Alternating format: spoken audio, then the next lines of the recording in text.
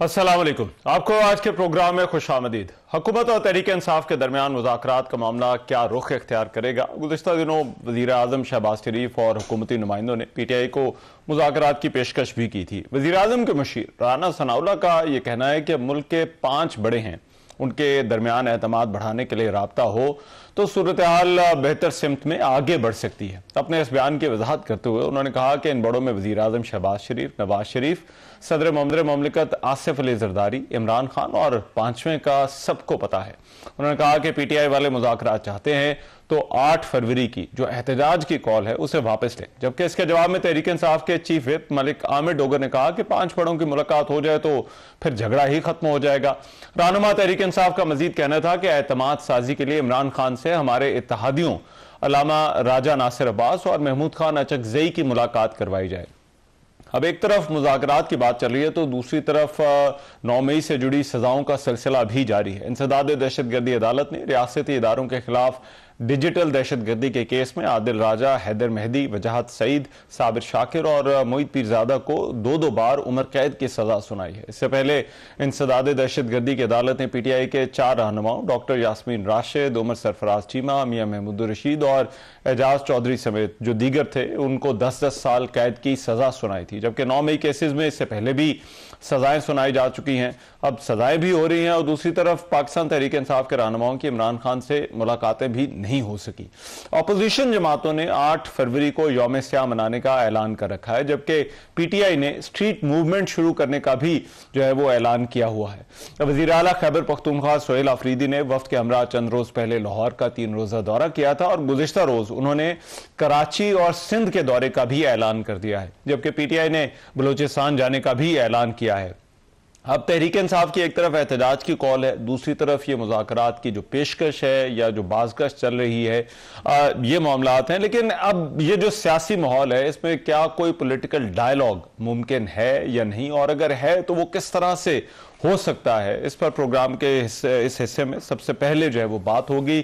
Near حسین بخاری صاحب اس وقت میرے ساتھ موجود ہیں، پاکستان پیپلز پارٹی کے سینئر رہنما، سابق chairman senate, secretary general Pakistan peoples party, ان سے اس حوالے سے بات کرتے ہیں۔ بہت شکریہ نیئر بخاری صاحب آپ کے وقت کا۔ نیئر بخاری صاحب، سب سے پہلے تو میں آپ سے یہ جو مذاکرات والی بات جو ہے وہ چل رہی ہے اس کو آپ کس طرح سے دیکھتے ہیں؟ کہ آپ کو لگتا ہے کہ اس کا کوئی امکان ہے یا کوئی توقع رکھنی چاہیے کہ اس طرح کا کوئی ڈائیلاگ ہوگا جس میں اپوزیشن اور حکومت جو ہے وہ شامل ہو؟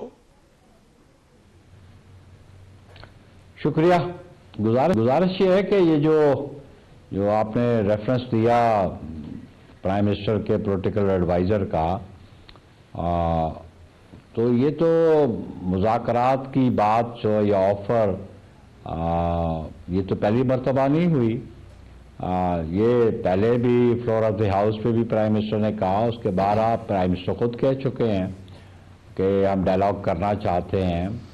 لیکن اب دیکھنا یہ ہے کہ اس لیٹسٹ جو بات کی پولیٹیکل ایڈوائزر نے، اس پہ رسپانس کیا آیا ہے پی ٹی آئی کا؟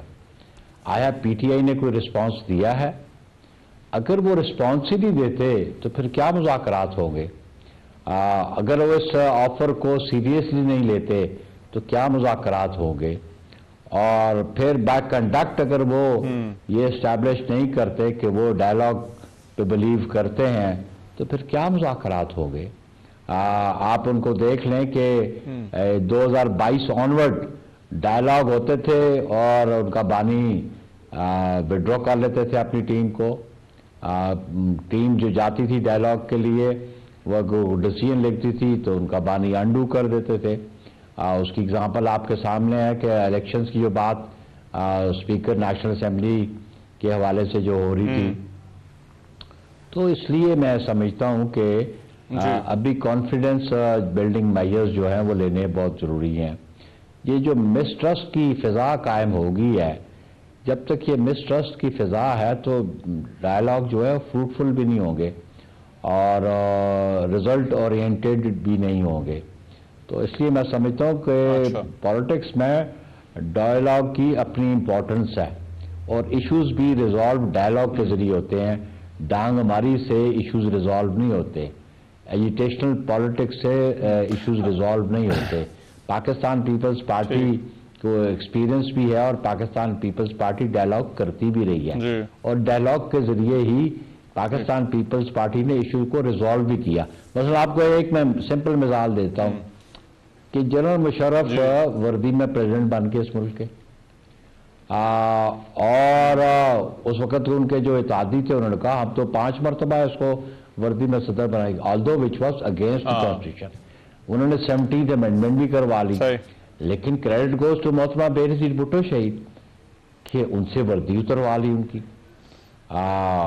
وہ چیف آف آرمی سٹاف نہیں رہے تو پھر پیش رفت تو ایسے ہوئی اور پھر اسی ڈائلاگ کے نتیجے محترمہ بھی واپس آئیں اور اسی ڈائلاگ کے ذریعے میاں نواز شریف صاحب بھی واپس آئے اور 2008 کا الیکشن ہوا جو 7 میں ہونا تھا پھر الٹیمیٹلی 8 میں ہوا بی بی شہید کی شہادت کے بعد. تو ڈائلاگ پہ اگر آپ بلیو کرتے ہیں تو پولیٹیکل ایشوز ڈائلاگ سے ریزالو ہوتے ہیں. لیکن اس میں نیر بخاری صاحب جو کانفیڈنس بلڈنگ میئرز کا آپ نے ذکر کیا, اب پی ٹی آئی کہتی ہے کہ ایک کانفیڈنس بلڈنگ میئر تو کریں, ملاقات کرا دیں اور اس سے بات آگے جو ہے وہ چلے گی. وہ تحریک تحفظ آئین پاکستان والوں نے بھی جو ہے وہ اسی طرح سے جو ہے وہ بات کی تھی. تو آپ کو لگتا ہے کہ یہ جو کانفیڈنس بلڈنگ میئرز ہیں اس میں ملاقات کوئی پہل ہو سکتی ہے یا یہ پہل حکومت کو کرنی ہوگی؟ ملاقات ہو سکتی ہے, ملاقات ہوتی بھی رہی ہے اور ماضی میں بھی ملاقاتیں ہوتی رہی ہیں. لیکن آپ دیکھیں ملاقات کے بعد پھر جو ملاقات کر کے آتے تھے وہ ان کا موقف کیا ہوتا تھا, وہ اپنے بانی کا میسج کیا کنوے کرتے تھے, وہ تو پھر ایجیٹیشنل پالیٹکس کی طرف موو کرتے تھے نا. اور ابھی بھی ریسنٹ بھی آپ دیکھ لیں کہ کمیٹی کانسٹیچیوٹ کی جی وہ اچکزئی صاحب یا راجہ ناصر عباس صاحب اور at the same time Aleema Khan کی سٹیٹمنٹ دے رہے کہ وہ جو ڈائلاگ کرے گا وہ ہم سے نہیں ہوگا. تو پھر ایسی صورتحال میں جب پی ٹی آئی کے اندر کنفیوژن ہے تو پھر ڈائلاگ کی طرف کیسے پیش رفت ہو سکتی ہے؟ سے فار ایگزامپل ان کی ملاقات ہو جاتی ہے, ملاقات کا پرپز یہ ہو کہ ڈائلاگ ہو اور ملاقات کر کے آئیں تو ایک نئی کال دی ہو, ایک نئی ایجیٹیشنل پالیٹکس کا آغاز کیا ہو اور لا اینڈ آرڈر کی سچویشن کریٹ کی ہو, تو پھر اس ملاقات کا کیا فائدہ؟ لیکن یہ کیسے ہو سکتا ہے کہ ابھی تو ایک ٹرسٹ ڈیفیسٹ بھی ہے اور وہ شاید حکومت کی طرف سے زیادہ نظر آتا ہے کہ عمران خان کے حوالے سے یا پاکستان تحریک انصاف کے حوالے سے ٹرسٹ نہیں کیا جا سکتا. آپ کے خیال میں یہ کسی طرح سے دور ہو سکتا ہے یا حکومت کا یہ جو خدشہ ہے یا یہ جو تحفظات ہیں؟ یہ ٹرسٹ ڈیفیسٹ کی میں نے بات کی, میں نے آج پہلی دفعہ نہیں کی, میں نے بہت پہلے بھی بہت سارے پروگراموں میں کی. ٹرسٹ ڈیفیسٹ ہے on the part of the P T I. P T I کی جو قیادت ہے وہ تو بکھری ہوئی ہے اور ہر گروپ کا مختلف موقف ہے, لیکن بائی کنڈکٹ, لیکن زبانی بات نہیں ہے, بائی کنڈکٹ اسٹیبلش کرنا ہوگا. جو مس ٹرسٹ ہے وہ کنورٹ ہو ٹرسٹ میں, لیکن یہ کیسے ہوگا؟ زبانی بات سے نہیں, بائی کنڈکٹ. تو ان کا کنڈکٹ ایسا ہو, ان کی پرفارمنس ایسی ہو, ان کا عمل ایسے ہو جس پہ اعتماد کیا جا سکے. لیکن اگر ان کا کنڈکٹ یہ ہے کہ ان کا چیف منسٹر کہے گی جی میں تو اسٹریٹ پالیٹکس کروں گا, میں تو اس لیے ایجیٹیشن کروں گا تاکہ مجبور کروں گورنمنٹ کو ڈائلاگ کے لیے یا ان سرٹن کوارٹرز کو ڈائلاگ کے لیے مجبور کروں, اگر ان کی انٹینشن یہ ہے کہ انڈر پریشر وہ ڈائلاگ کروائیں گے تو پھر میرا خیال ہے گورنمنٹ تو پریشر میں آ کے ڈائلاگ تو نہیں کرے گی. اچھا, ایک فکرہ ہم نیر بخاری صاحب ان سے بہت زیادہ سن رہے ہیں جو خاص طور پر خیبر پختونخوا کے چیف منسٹر یا ان کے جو ترجمان ہیں ان کی طرف سے بار بار کہا جا رہا ہے, وہ کہہ رہے ہیں کہ مزاحمت ہوگی تو مفاہمت ہوگی. آپ کو لگتا ہے کہ یہ پالیسی کام کر سکتی ہے پی ٹی آئی کے لیے؟ I don't think so. مدن جی آپ اسٹریٹ اوے کنفرنٹیشن پہ جا رہے ہوں تو آپ کیسے یہ اعتماد کر لیں, بلیو کر لیں کہ after confrontation there will be a مفاہمت؟ کنفرنٹیشن کے ریزلٹس تو پھر اچھے نہیں ہوتے, پھر اس میں ایک لوزر ہوتا ہے ایک گین کرتا ہے. ہو ول بی دی لوزر اور گین کون کرے گا یہ تو وقت بتائے گا. لیکن کنفرنٹیشن کی پالیٹکس میں کبھی کسی نے آبجیکٹ اچیو نہیں کیا, اور اگر وہ سمجھتے ہیں کہ کنفرنٹیشن سے وہ آبجیکٹ اچیو کریں گے تو وہ تو اسٹریٹ پاور تو ان کے پاس ہے نہیں ہے. پچھلے 3 سال سے تو لگے ہوئے اسٹریٹ پاور کے ذریعے, تو آیا وہ اچیو کر سکے کنفرنٹیشن کی پالیٹکس سے. یہ دیکھنا لیکن یہ جو کنفرنٹیشن تھی, دیکھیں جی میری یہ کنفرنٹیشن پاکستان پیپلز پارٹی کے خلاف آپ نے بھی خود ہی 2024 کے الیکشن کے بعد جو ایجیٹیشن کیا انہوں نے, جو آپ نے کے پی کے گورنمنٹ کے ریسورسز یوز کیے, ان کے فارمر چیف منسٹر نے کیا اچیو کیا انہوں نے. اگر وہ چیف منسٹر اچیو نہیں کر سکا تو یہ چیف منسٹر اچیو کر لے گا. ان کی کنفرنٹیشن میں اور جو پیپلز پارٹی نے کی, یا یہ جو فکرہ تھا, یہ تو مریم نواز بھی کہہ چکی ہیں کہ مزاحمت ہوگی تو مفاہمت ہوگی, تو اس میں کیا فرق تھا؟ دیکھیں جی, وہ الٹیمیٹلی تو پھر ڈائلاگ ہی تھا نا,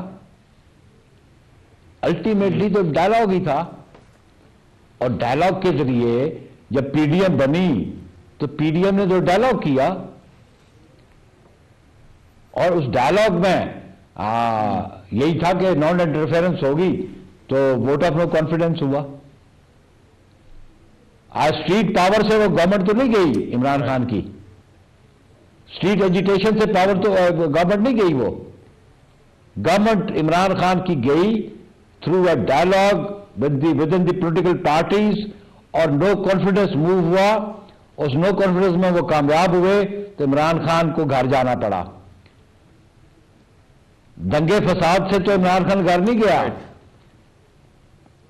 اسٹریٹس کی پالیٹکس سے عمران خان گھر تو نہیں گیا. عمران خان گھر گیا کانسٹیٹیوشنل وے کے, کانسٹیٹیوشنل مین سے وہ گھر گیا. تو ان کو تو سمجھ آنی چاہیے. تو وہ جو بات مریم صاحبہ نے کی, لیکن پریکٹیکلی تو آپ دیکھیں کہ عمران خان گھر کیسے گیا. ٹھیک, لیکن اس میں نہیں بغیر صاحب, اب یہ سہیل آفریدی پہلے پنجاب آئے تھے, وہاں پر بھی جو ہے وہ صوبائی حکومت کے ساتھ ان کے معاملات بڑے تلخ ہو گئے تھے. اب وہ سندھ بھی جو ہے وہ جا رہے ہیں, تو پیپلز پارٹی آپ کی جماعت کی وہاں پر حکومت ہے, کس طرح سے دیکھتے ہیں ان کا یہ جو اسٹریٹ موومنٹ کا ہے, اور پھر ان کا جو ہے وہ سندھ کا جو دورہ ہے جس کا انہوں نے اعلان کیا ہے؟ دیکھیں جی, وہ پاکستان کے شہری ہیں, ایک پروونس کے چیف ایگزیکٹو ہیں. آئین میں جو ان کے فنڈامنٹل رائٹس ہیں ان سے کوئی ڈینائل نہیں ہے, لیکن آئین میں بھی جو فنڈامنٹل رائٹس ہیں وہ بھی ود سرٹن ریسٹرکشنز ہوتے ہیں, اور اگر وہ ان ریسٹرکشنز کو وائلیٹ کریں گے تو obviously law would take its course. ہم سمجھتے ہیں کہ وہ پاکستان کے شہری ہیں, چیف ایگزیکٹو میں جائیں, لیکن جو کنڈکٹ ان کا پنجاب میں تھا, ایک تو موقف ان کا ہے, لیکن آپ نے موقف سن لیا اسپیکر پروونشل اسمبلی کا کہ جی وہ ایسے بندوں کو ساتھ لے کے آئے کہ جن کی انہوں نے لسٹ ہی فراہم نہیں کی تھی, جبرن گھسنا چاہتے تھے.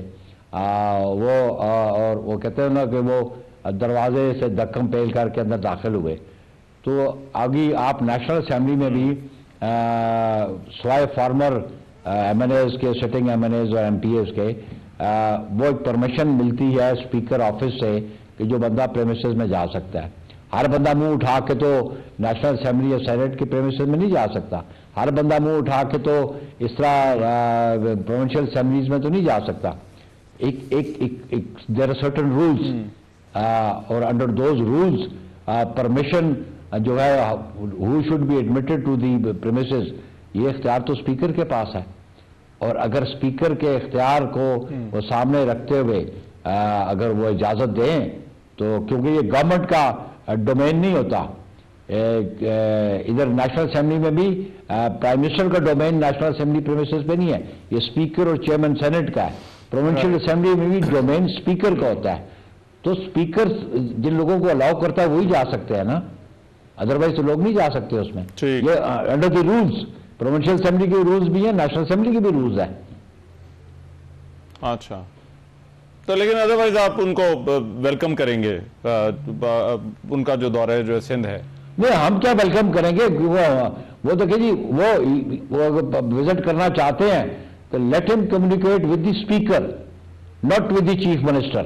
اگر وہ اسمبلی میں جانا چاہتے ہیں تو, اگر وہ صوبے میں جانا چاہتے ہیں اس میں تو اس کی پرمیشن کی سٹیزن آف پاکستان کی کوئی ضرورت نہیں ہے. لیکن اگر وہ اسٹریٹ پاور شو کریں گے تو وہ بھی اس جو لیگل پیرامیٹرز ہیں اس کے اندر کریں گے تو ہمیں کوئی اعتراض نہیں. اگر کہیں وہ قانون کے خلاف بات کریں گے تو قانون اپنا عمل شروع ضرور کرے گا. رائٹ، بہت شکریہ.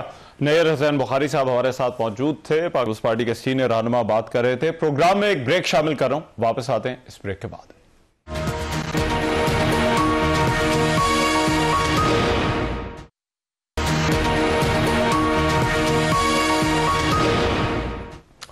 Welcome back after the break. ہمسائے ملک ایران جو ہے وہ خبروں کا مرکز بنا ہوا ہے. ایران میں گزشتہ کئی روز سے مہنگائی اور کرنسی کی قدر گرنے کے خلاف بڑے مظاہرے جاری ہیں. رپورٹس کے مطابق مختلف صوبوں میں مظاہرین اور سیکیورٹی فورسز کے درمیان جھڑپیں بھی ہوئیں اور ان جھڑپوں کے نتیجے میں کئی افراد وہاں پر ہلاک ہو چکے ہیں.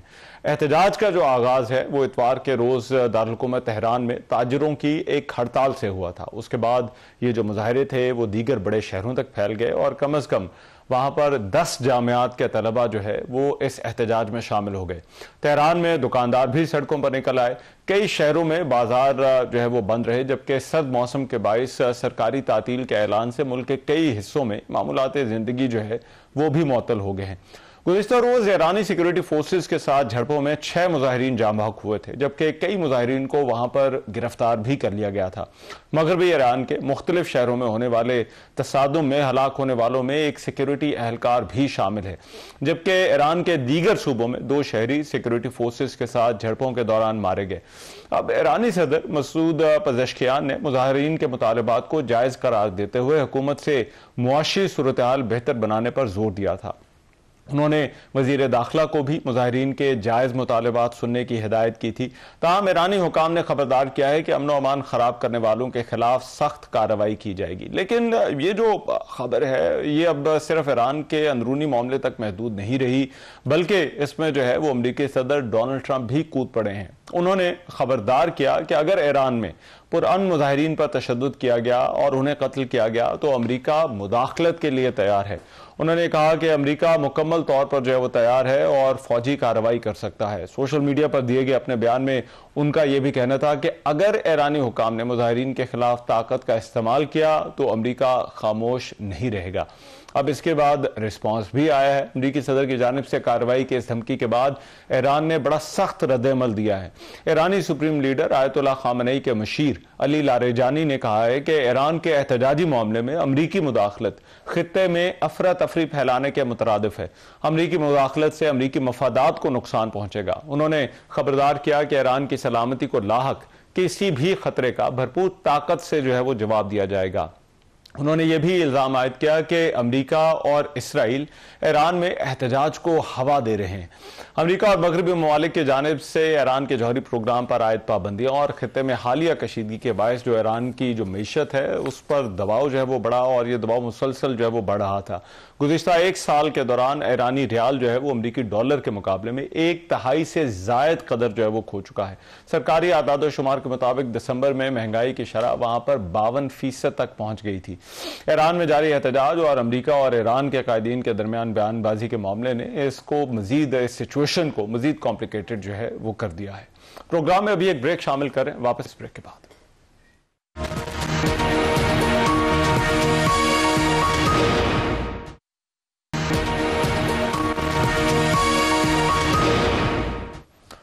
Welcome back after the break. مذاکرات ہوں گے یا نہیں، یہی دھند ہے جو چھائی ہوئی ہے مذاکرات کے حوالے سے، اور ایسا لگتا ہے جو بیانات ہم نے دیکھے اور اس کے بعد جو ڈیولپمنٹس ہوئی کہ یہ مذاکرات کا جو معاملہ ہے وہ کھٹائی میں پڑتا چلا جا رہا ہے.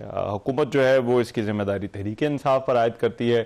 تحریک انصاف یہ کہتی ہے کہ حکومت کا رویہ جو ہے وہ ایسا ہے کہ وہ مذاکرات کے لیے سازگار نہیں ہے. لیکن اب اس ساری سچویشن میں آگے بڑھنے کا راستہ جو ہے وہ کیا ہونا چاہیے یا کیا ہو سکتا ہے، اور اس معاملے کو پاکستان تحریک انصاف کس طرح سے دیکھتی ہے. علی محمد خان صاحب اس وقت میرے ساتھ جو ہے وہ موجود ہیں، سینئر رہنما ہیں پاکستان تحریک انصاف کے. ان سے اس حوالے سے بات کرتے ہیں. علی محمد خان صاحب بہت شکریہ آپ کے وقت کا. علی محمد خان صاحب، ایک تو جو بات آپ کرتے آئے ہیں کہ بڑوں کو بیٹھنا چاہیے، وہی بات وزیر اعظم کے مشیر رانا ثناء اللہ نے بھی کی ہے، اور انہوں نے بھی کہا ہے کہ 5 بڑے بیٹھ جائیں تو کوئی صورتحال نکل سکتی ہے، حل نکل سکتا ہے، یا معاملات بہتر سمت میں جو ہے وہ جا سکتے ہیں. آپ کو لگتا ہے کہ یہ کسی بھی طرح سے ممکن ہے کہ یہ اوپر سے جو ہے وہ رابطے جو ہے وہ نیچے کی صورتحال کو جو ہے ہم بات کر دیں؟ बहुत शुक्रिया। बिस्मिल्लाहिर्रहमानिर्रहीम। अल्लाहुम्मा सल्लि अला मुहम्मदिन व अला आलि मोहम्मद। रहमान अज़हर साहब, 2026 का नया साल आपके तमाम नाजरीन को मुबारक हो, इस दुआ के साथ कि ये साल सियासी इस्तेहकाम का साल हो, सियासी असीरान की रिहाई का साल हो।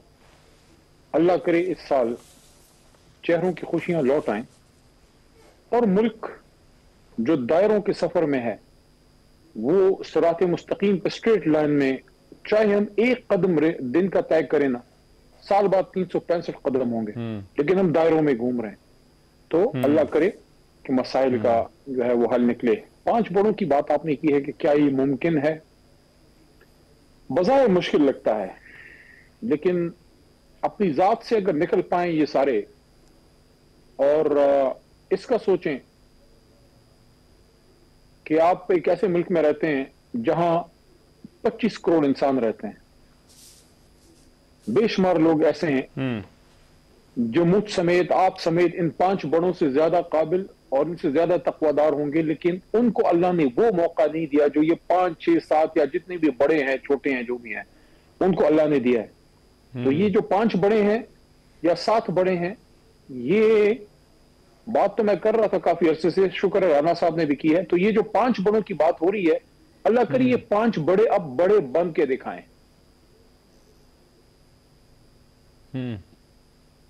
अच्छा, लेकिन इसमें अभी तक जो डेवलपमेंट्स हुई हैं, ऐसा लगता है कि एक डेडलॉक है और ये मामला खटाई में पड़ता हुआ जा रहा है। तो आपके ख्याल में मुश्किल क्या है? चलें बड़ों को तो छोड़ें, नीचे पेशकशें हुई, दोनों तरफ से हुई, लेकिन उसके बावजूद बात आगे नहीं बढ़ी।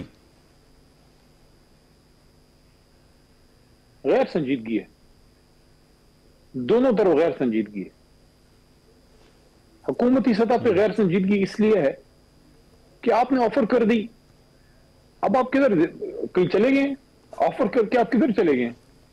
आपकी तो ऑफर जो आपने की है वो तहरीक तहफ़्फ़ुज़ आइन वालों ने एक्सेप्ट की है, तो अब आगे का बताएं ना। मतलब एक हफ्ता बात करके फिर 2 महीने खामोश बैठना, फिर कोई और बात करके, इसका मतलब है आप 5 साल गुजारना चाहते हैं? क्या चाहते हैं?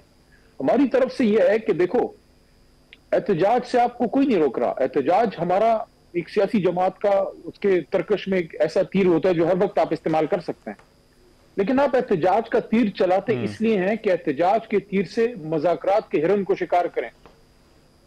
वो कौन होंगे जो सिर्फ एहतजाज के शौक में एहतजाज करते हैं? ये जो एपका वाले आते हैं, जो असातिज़ा आते हैं, जो LHPs आती हैं, ये जो टीचर्स आते हैं, सारे जो आते हैं एहतजाज के लिए, मजदूर आते हैं, किसान आते हैं, ये उनको एहतजाज का शौक नहीं होता, अपने कुछ मकासद के लिए आते हैं। जब उनकी बात सुनी जाती है तो एहतजाज को थोड़ा सा मौखर करके टेबल पे बैठ के आगे का रास्ता बनाते हैं। अगर कोई हेर फेर होती है फिर जाके एहतजाज में बैठ जाते हैं। यही हमने सीखा बतौर सियासी कारकुन। मैं जो वजीर था, इमरान खान साहब के PM ऑफिस ने मेरी ड्यूटी लगाई थी, मेरे साथ वज़रा बदलते थे, कभी खटक साहब, कभी शेख रशीद साहब, इस तरह लोग आते जाते थे। मैं जो था ना, मैं वो सामने किया हुआ था उन्होंने, तो हम क्या करते थे, उनको बुलाते थे, वो एक दिन इधर बैठे रहते थे धरने पे, शाम को मैं चला जाता था, रात को मैं खटक साहब बैठा के कैबिनेट ब्लॉक में चाय पिलाते थे, 2-3 बजे तक कोई ना कोई हल निकल आता था। तो अब ये जो ऑफर शहबाज शरीफ ने की है, होना ये चाहिए था कि जो हमारी सियासी क़यादत है, मैं तो कारकुन हूं ना, मैं तो कारकुन की बात करूंगा, ये कहते कि ठीक है जी, ठीक है, आप एहतजाज अपना मज़ाकरात की बात कर रहे हैं, तो इमरान खान की रिहाई जो है हमारा नुक्ता नंबर 1 है। अगर इस पे बात करनी है तो बैठते हैं, बात करते हैं। वो इनको आप भागने ही ना दें। मैं अगर अली मोहम्मद अगर कोई ऐसी पोजीशन पे हो जिसको इमरान खान ने वो दी हो, मैं तो शहबाज शरीफ साहब को पकड़ लूं। जो उन्होंने बात की है कि शहबाज साहब आपने बात की है, अब जाने नहीं देना, मैं असेंबली में मेरे से फिर वो बात ही ना कर सके। आपने मुज़ाकरात की बात की है, ओके, क्या बात करनी, आओ बैठते हैं। इमरान खान की रिहाई है, शाह महमूद साहब की रिहाई है, तमाम असीरान की रिहाई है, मैंडेट की वापसी, ये कुछ हमारे मेन नुकात हैं। जाहिर है मैंडेट की वापसी पे वो नहीं मानेंगे, लेकिन हमें सबसे जो इंपॉर्टेंट चीज है, सब बातों की एक बात, इमरान खान साहब की रिहाई, वो हमारा सबसे नुक्ता नंबर 1 है। अगर इससे शहबाज, लेकिन उसके लिए अली भाई कुछ कॉन्फिडेंस बिल्डिंग मैयर, कोई एतमाद बनता है, कोई माहौल बनता है। अभी तो देखें, हुकूमत कहती है कि PTI जो है वो एक तरफ एहतजाज की कॉल दे रही है। अब उन्होंने ये भी कहा है कि आप एहतजाज की कॉल, जो 8 फरवरी को आपने एहतजाज की कॉल दी हुई है, वो भी आप जो है वो वापस लें। تو یہ ایسا لگتا ہے کہ یہ بحث پھر ادھر ہی جو ہے وہ چلی جا رہی ہے کہ وہ آپ سے مطالبات کر رہے ہیں اور آپ ان سے مطالبات کر رہے ہیں، تو بات گم ہو گئی۔ چلیں 2 باتیں کر کے پھر میں ایک تیسری مین بات پہ آتا ہوں۔ پہلی بات، احتجاج کی کال مینلی تحریک انصاف کی طرف سے ہے، ایسا ہی ہے نا جی؟ تو مذاکرات کی جو دعوت ہے اس کو تحریک تحفظ آئین کے رہنماؤں نے ایکسپٹ کیا ہے، تو کیا امر مانے ہیں؟ اگر محترم چکزئی صاحب اور محترم جناب جو ہیں راجہ صاحب اور ریاست قیصر صاحب، یہ جو ان کی تنظیم ہے تحریک تحفظ کی، انہوں نے ایکسپٹ کی ہے، تو انہوں نے ایکسپٹ کر دی نا، بال واپس پھینک دی اپنا ادھر شہباز شریف صاحب کے کورٹ میں، تو شہباز شریف صاحب کے کورٹ میں تو بال پڑی ہوئی ہے، شہباز شریف صاحب خود کدھر ہیں؟ اور دوسری بات اس میں جو تیسری میں کرنا چاہ رہا تھا وہ یہ ہے، وہ انگریزی میں کہتے ہیں there is a will, there is a way۔ کیا نیک نیتی ہے؟ میں پہلے دن سے یہ کہہ رہا ہوں کہ اگر شہباز شریف صاحب نے یہ بات کی ہے، میں ان پہ بدنیتی کے الزام نہیں لگاتا، میں اپنی قیادت کو یہ کہتا تھا کہ آپ ان کو اب آپ نے ادھر ادھر نہیں ہونے دینا، اگر وہ بدنیتی پہ کر رہے ہیں تو 2 ملاقاتوں میں بات کھل جائے گی۔ دیکھیں ادھر سے بات ہوتی ہے حکومت کی طرف سے کہ جناب عمران خان کی رہائی اور مینڈیٹ کی واپسی کے علاوہ کسی اور چیز پہ بات کرنی ہے، تو ہم نے کیا کر رہے ہیں؟ مطلب ہم نے موسم کا حال پوچھنا ہے؟ کیا پوچھنا ہے؟ ہم نے یہ پوچھنا ہے کہ جناب اگلے سال پاکستان انڈیا کا میچ ہوگا کہ نہیں ہوگا؟ یہ پوچھنا ہے؟ کیا کرنا ہے ہم نے؟ یا ہم نے یہ پوچھنا ہے کہ شہباز شریف صاحب کا کیا منصوبہ ہے، 20-30 سال کی قیادت وہ کس طرح کرنا چاہتے ہیں؟ یہ تو نہیں ہے نا بات۔ اصل تو چیز یہ ہے، میں ایک اور دیکھیں، تحریک تحفظ کی طرف سے بھی میں نے ایک بات سنی، ہم ان کو سپورٹ کرتے ہیں، لیکن ادھر سے بھی یہ بات ہوئی کہ ہم جو آئین کی حکمرانی، سول سپریمیسی، عدلیہ کی آزادی، ان چیزوں پہ بات کرنا چاہتے ہیں۔ او بھائی ہیلو، عمران خان نہ ادھر نہ ادھر، عمران خان کی رہائی ہی اس تمام چیزوں کی کنجی ہے۔ قوم کا لیڈر اسیر عدالت جیل میں پڑا ہوا ہے، کون سی آئین کی حکمرانی؟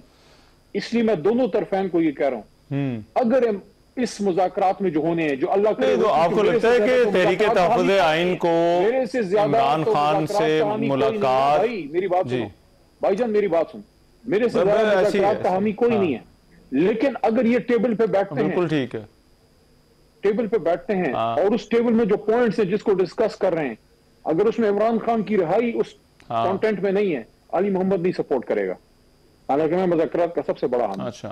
ایسے کوئی مذاکرات ہمیں تحریک انصاف کے ورکرز کو قبول ہی نہیں ہے جس میں عمران خان کی رہائی ایجنڈا نمبر 1 نہ ہو۔ عمران خان کی رہائی بات ہے بھائی، اس میں ایک اور چیز ہے، دیکھیں پولیٹیکلی بات کر رہا ہوں اب، رحمان صاحب مجھے اس پہ صرف آدھا منٹ بولنے دیں۔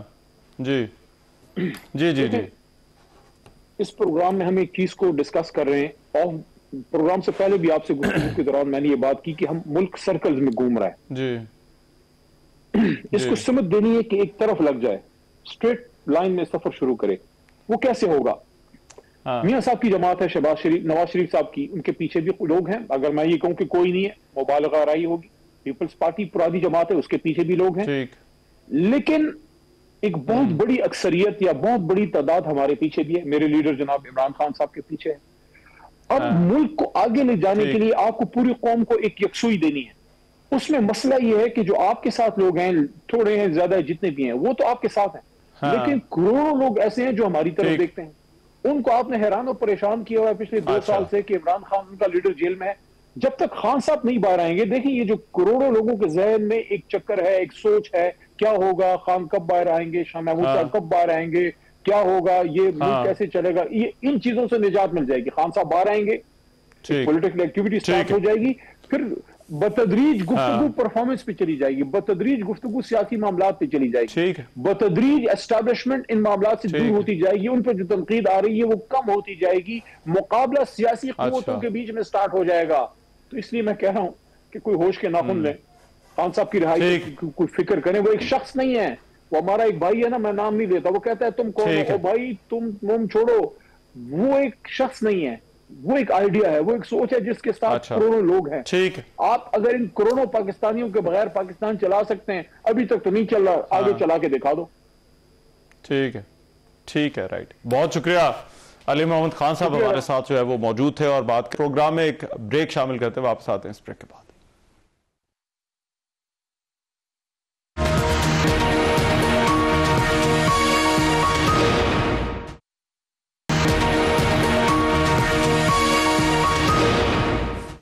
Welcome back after the break. Pakistan में साल 2025 में दहशतगर्दी के वाकयात में 34% इजाफा देखा गया। Pakistan institute of peace studies की जानिब से पाकिस्तान सिक्योरिटी रिपोर्ट 2025 जारी की गई और इस रिपोर्ट के मुताबिक पाकिस्तान में गुज़िश्ता साल 699 हमले हुए और दहशतगर्द हमलों में 1034 अफराद जाँ भाग हुए और अमवात में 21% इजाफा हुआ। इसके अलावा जो CRSS है, एक और थिंक टैंक है, उसकी रिपोर्ट में भी पाकिस्तान के सिक्योरिटी के हवाले से साल 2025 में जो है वो इसी तरह से जो बढ़ते हुए वाकयात हैं उनका भी जो है वो हवाला दिया गया था। इस पर बात करने के लिए अभी इस वक्त security expert brigadier Haris Nawaz साहब मेरे साथ जो है वो मौजूद हैं। उनसे इन दोनों रिपोर्ट्स के हवाले से और सिक्योरिटी जो सूरत हाल रही उसी पर जो है वो उनसे बात करते हैं। बहुत शुक्रिया हारिस नवाज साहब आपके वक्त। हारिस नवाज साहब, सबसे पहले तो मैं आपसे जानना चाहता हूं, ये हमने देख रहे हैं कि 2024 में भी हमने एक पीक देखी और फिर 2025 में भी एक देखी, तो ये सिर्फ इस साल का ट्रेंड नहीं है, इससे पहले भी जो है वो इसी तरह से हुआ। क्या वजह है कि ये एक मुसलसल इन वाकयात के अंदर जो है वो हम इजाफा देख रहे हैं? देखें, बेसिकली वजह यह है कि जब तालिबान गए तो भी एक्सपेक्टेड के ये जब अमेरिकन गए हैं तो हमने समझा कि इन्होंने दो में एग्रीमेंट भी किया कि हम अपनी सरजमीन किसी टेररिस्ट ऑर्गेनाइजेशन को इस्तेमाल नहीं करने देंगे, लेकिन could not stick to their promise. उसके बाद अमेरिकन जाते हुए $7.2 बिलियन के वेपन एमुनिशन छोड़ गए, हेस्ट में गए। उसके बाद वहां पर इनकी आइडियोलॉजी एक है TTP की और अफगान तालिबान की और अलकायदा सबकी, अगर आपने देखा हो, जिसने भी अमेरिकन के खिलाफ लड़ाई की थी वो सब आपस में इकट्ठे थे। और उसके बाद ये इनकी ना पर कंट्रोल नहीं है। कंट्रोल तो साउथ में तो बिल्कुल कंट्रोल है इनका, सारे पश्तून ही सारे साउथ में रहते हैं इनके, जो हमारे बिल्कुल वेस्ट में है। इस वजह ये, फिर उसके बाद आपने देखा कि बनियान मरसूस के बाद तो बहुत ज्यादा हुआ, क्योंकि इनको आपको पता चल गया कि वहां जब हमने इनको शिकस्त फाश दी है, पूरी कौम इकट्ठी हो गई और वहां पर ये फिर मार्शल आसिम मुनीर ने एक प्रोफेशनल तरीके से एक प्लान बनाया, उसको एग्जीक्यूट किया और इतने बड़े दुश्मन को 6 से 8 घंटे में शिकस्त फाश दे दी। वो ये हजम नहीं कर सके, फिर उन्होंने प्रॉक्सी को यूज करना शुरू कर दिया। फिर तो हिंदुस्तान, फिर तो खारिज इनको ले लिए, दाइश को ले लिया, उनके पीछे चल पड़े। वजह बेसिक ज्यादा ये जो वेपन एमुनिशन छोड़ के गए ना अमेरिकन, और फिर उनको फंडिंग कर रहे हैं हर महीने, हर हफ्ते तकरीबन 30 से $40 मिलियन उनको देते हैं हुकूमत चलाने के लिए। This all money along with this जो वेपन एमुनिशन ये हमारे खिलाफ इस्तेमाल शुरू हो गया।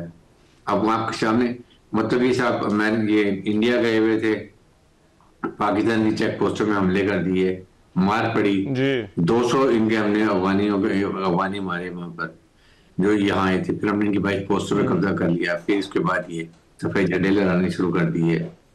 तो बात ये कि ये इस वजह से ये ज्यादा प्रॉब्लम हुई है कि दे अब इंडियन मिल गए, दे ऑल गॉट टुगेदर, और मकसद ये था किसी तरीके से पाकिस्तान को डिस्टेबलाइज किया जाए और इतना दूर का बकर जो है बदला वो किसी तरीके ले जो उस पर तरह ये नाकाम हुए। उसके बाद ये खुद रिक्वेस्ट करते रहे, फिर दोहा में मीटिंग हुई, उसके बाद टर्की में हुई। पाकिस्तान ने हमारे तो एक ही रिक्वायरमेंट है, बस सिर्फ no cross border terrorism, that's all. वो इंडाइटिंग दे दें, मीडिएटर्स को काउंटरसाइन करें, वी एक्सेप्टेड, और जो इसको वायलेट करेगा they will be liable to go for penalty. ये वजूहात हैं जिनकी वजह से ये सर्ज हुए हैं। लेकिन जब से हमने इनके ऊपर इनकी ये लॉजिस्टिक सपोर्ट बंद की है, हमने अफगान ट्रांजिट को बंद किया है, इनके लोगों वाले जाना बंद किया है, उस वक्त से काफी कॉरेस्पॉन्डिंग कम जो हुई है, टेररिज्म कम हो गई है, तकरीबन 17 to 19% कम हुई है। क्योंकि जाहिर है कि ना इनके वो लोग आ सकते हैं, ना ये यहाँ से स्मगलिंग भी इसमें कर लेते थे, टेररिस्ट को भी निकाल लेते थे, वेपन एमुनिशन भी ले जाते थे, वो भी बंद हो गया।